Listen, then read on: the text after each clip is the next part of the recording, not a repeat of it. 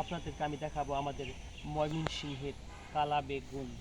গানে একটা কথা বলে না শ্রেণী, যে দেখি যদি কালা বেগুন জ্বলা উঠে মনের আগুন। আসুন, আমার সাথে রয়েছে নাইম ভাই। আজকে সে আমরা ময়মনসিংহের কালা বেগুন দেখব। আমার সাথে ক্যামেরাম্যান রয়েছে আমাদের এমএসটি পারভিন আক্তার। কুইকলি আসেন।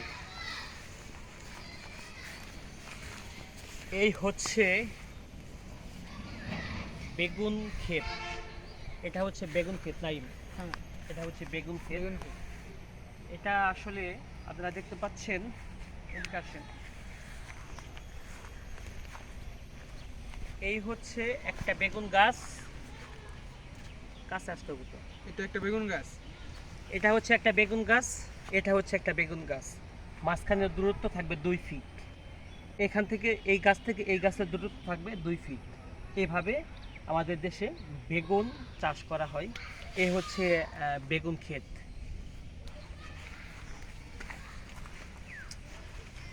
আমরা আজকে দেখাতে চলেছি, এই হচ্ছে গুপ্তধন। গুপ্তধন কোথায় লুকিয়েছিল? এই হচ্ছে আমাদের ময়মনসিংহের কালা বেগুন। এটাই হচ্ছে আমাদের ময়মনসিংহের কালা বেগুন, রাইট? আসেন। আসলে বেগুন গাছ, বেগুনের চাষ করতে গেলে অনেক প্রকার পরিচর্যা করতে হয়।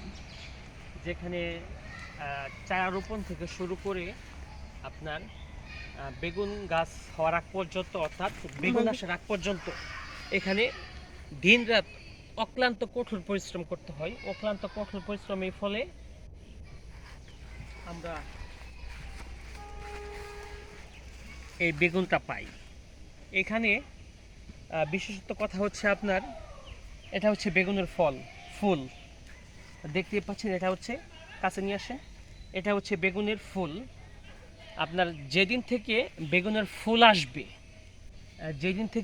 ফুল আসবে, সেদিন থেকে আপনার বেগুন গাছের পরিচর্যা অত্যন্ত পর্যায়ক্রমে বেশি থেকে বেশি করতে হয়। গুরুত্ব দিয়ে, তাই না? গুরুত্ব দিয়ে, রাইট। গুরুত্ব দিয়ে বেগুনের পরিচর্যা বেশি থেকে বেশি করতে হয়। কেননা আপনার কাছে আসেন, আপনার একটা বিষয় লক্ষ্য করলে দেখতে পারবেন, যেটা হচ্ছে, এদিকে দেখান। এই যে একটা দেখতে পাচ্ছেন, এটা একটা বেগুন ছিল, কিন্তু বেগুনটা নষ্ট হয়ে গেছে, বা পোকামাকড়ের আক্রমণে এটা সে আর হতে পারে না, বেগুনটা নষ্ট হয়ে গেছে। আসলে এই যে একটা কথা বলছিলাম, যেটা হচ্ছে আপনার বেগুন গাছে ফুল আসার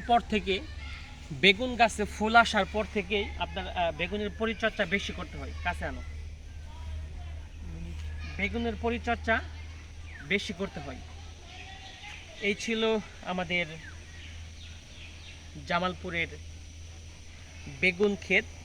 আমি আবারও বলছি, এই হচ্ছে আমাদের জামালপুরের কালো বেগুন। সবাই ভালো থাকবেন। আল্লাহ হাফেজ।